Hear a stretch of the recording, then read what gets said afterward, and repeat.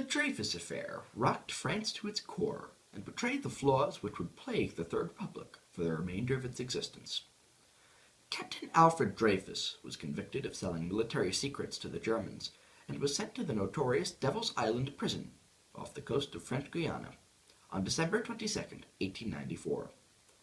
There was little evidence against him, but because of his Judaism, it suited the army to scapegoat him.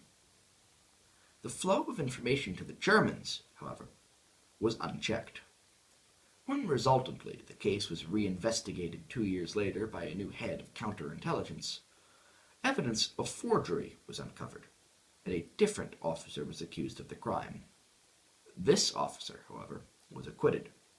Dreyfus remained in jail.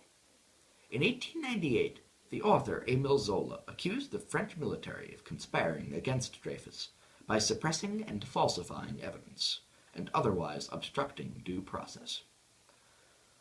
Convicted of libel, he fled to England, but Zola's accusations had opened the floodgates for Dreyfus's supporters to come forth.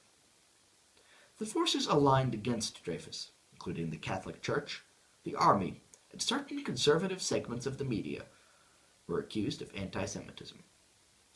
More evidence came out of forgery, and the officer responsible for it committed suicide.